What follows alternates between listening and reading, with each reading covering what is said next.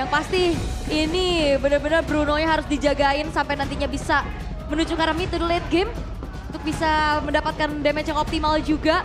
Sementara kalau nggak dari RRQ sebenarnya early-nya mereka punya power lebih. Oke, RRQ 3 season berturut-turut terhentikan pergerakannya oleh The Krypton Knight, Aboy dan juga Paloyski.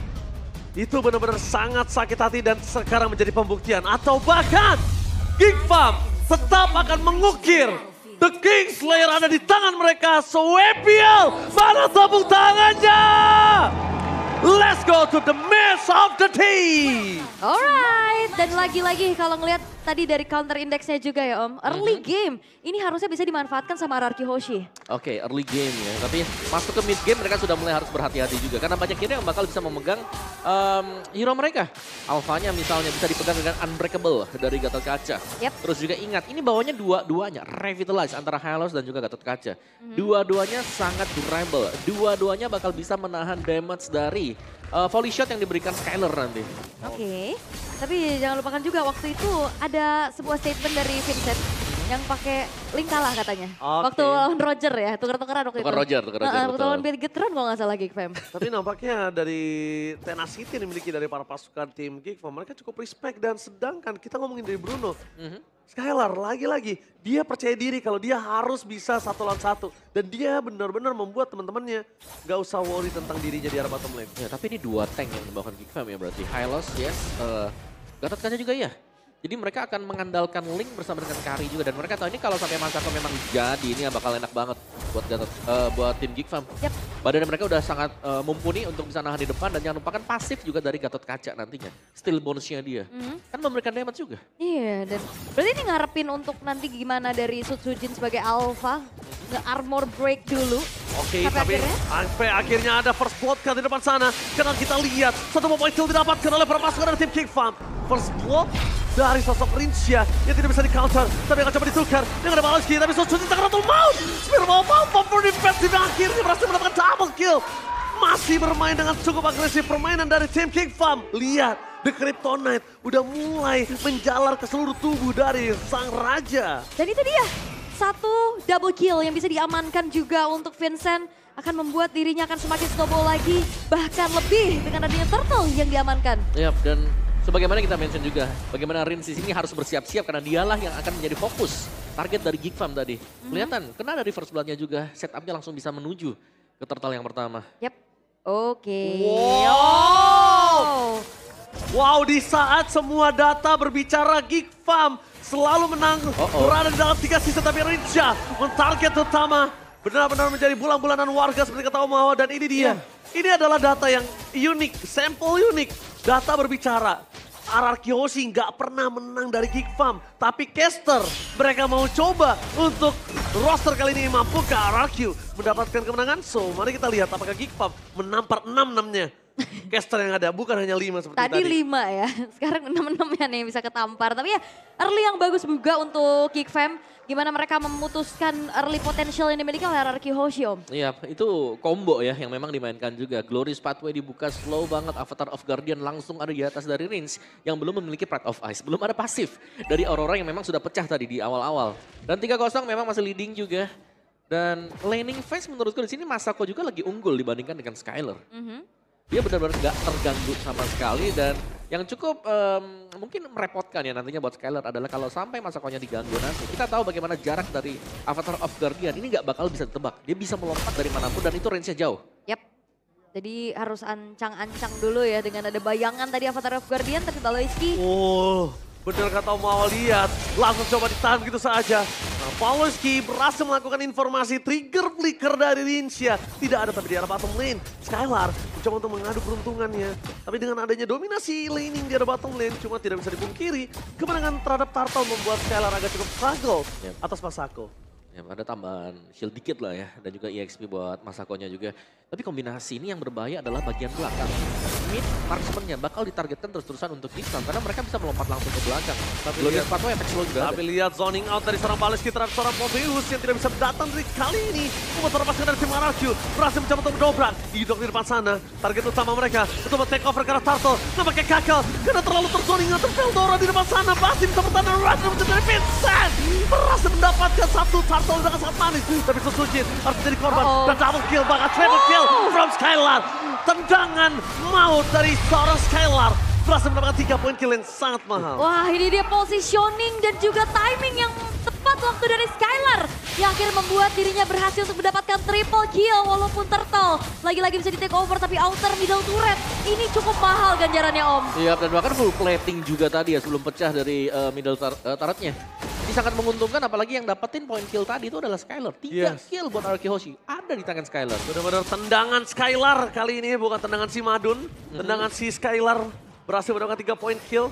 Dan lihat dia langsung ke arah Berserker Fury. Dia pastikan sustainability dia dengan adanya Huskclaw. Dan dia pastikan juga untuk 1 lawan 1 dengan Kari nantinya. Dia masih bisa catch up gitu loh untuk early game kali ini. Ya betul, satu Huskclaw sudah jadi pegangan banget sebenarnya buat dia bisa sustain di lane.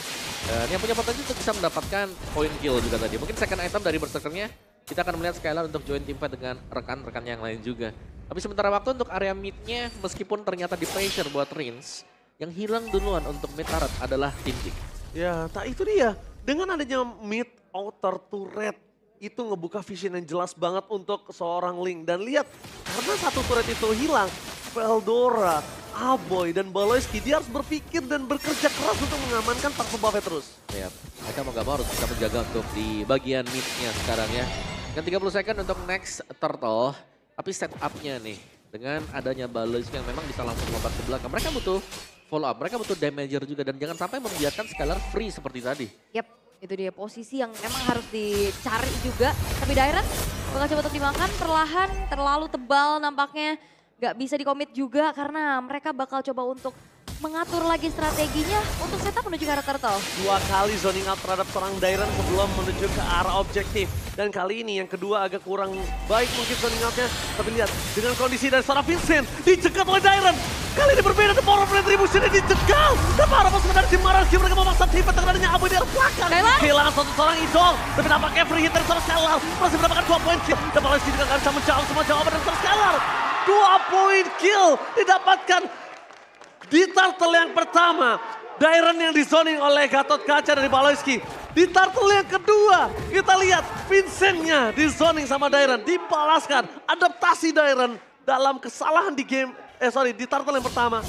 Bener-bener terbukti langsung diadaptasi di Turtle yang kedua. Dan juga Skylar hadir langsung ngejar ke belakang loh. Aboy yang menjadi targetnya setelah dapetin outer top turret.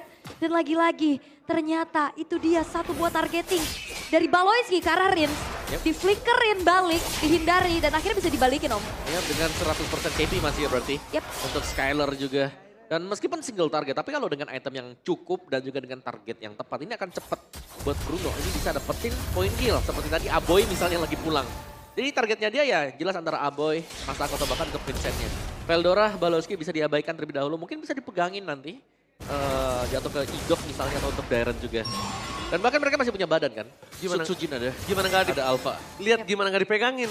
Ini akan menuju ke arah malah Kickroll sekarang kondisinya. Makin ya tapi, woi ada RRQ Ewok nih. Halo. Halo Abang Ewok. Wah ini MPL ID Extremer. Jadi buat kalian semua jangan lupa kunjungi channel official di streamer MPL ID. Banyak banget dan salah satunya ada Abang Ewok. Apakah Ewok itu dari Bewok? Woi. Atau Ewok itu Ewok wok. Malu banget ya. Oke, tapi balik lagi ngelihat dari Skylar yang memang masih dengan keadaan yang cukup aman nih Om. Tanpa belum bisa ditumbangkan sama sekali, dia cukup independen dari tadi. Iya, kayak gak ada yang bisa mengejar dia atau mungkin targeting dari Gixam sendiri cuma ke mid-nya barusan. Atau untuk menggangin ke Sujinnya.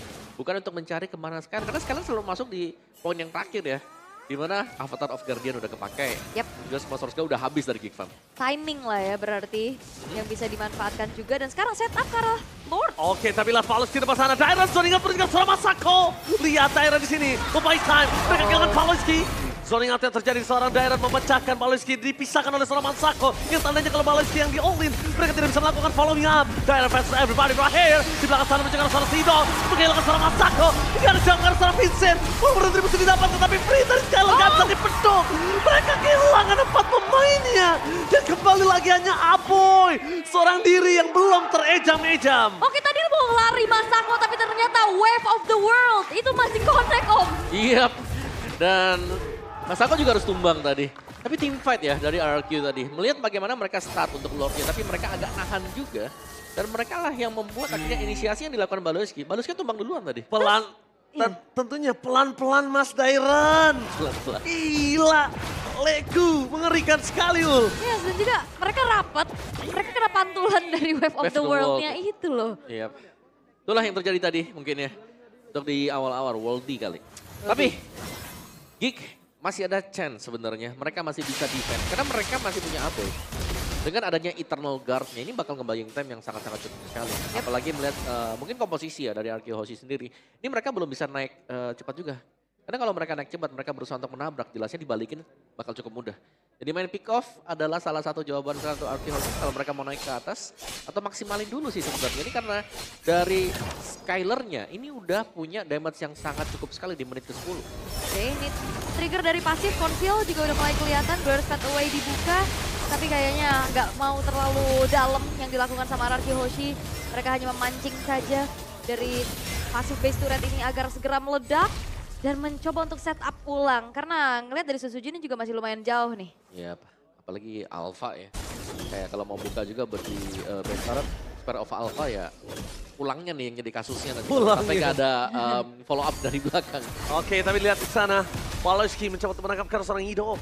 Tapi Ido udah tahu ada Baloyski di sana. Jadi pasukan dari tim RRQ, mereka harus semaksimal mungkin ngebuat chance untuk Baloyski itu terbang dengan Avatar of Guardian itu. Di belakang ini, lihat Ido akan memberikan badannya. Fokus memberikan seorang Baloyski. Tapi Dara dengan Raja Lordi telah ditembok di belakang ada Baloyski. Lalu itu saja.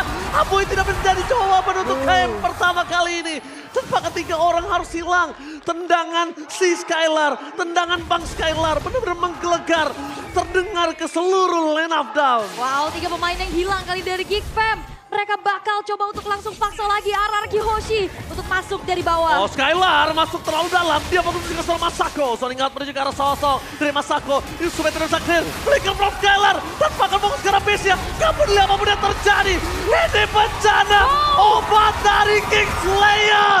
Di game yang pertama. Di tangan tendangan Bang Skylar. Wow, dan bahkan kali ini satu buah kesempatan untuk RRQ memutus bagaimana curse dengan adanya Geek Fam terlihat walaupun memang awal dari Geek Fam dapat keunggulan tapi ternyata kesabaran, strategi dan juga targeting yang optimal membuat dari RRQ Hoshi unggul di game yang pertama.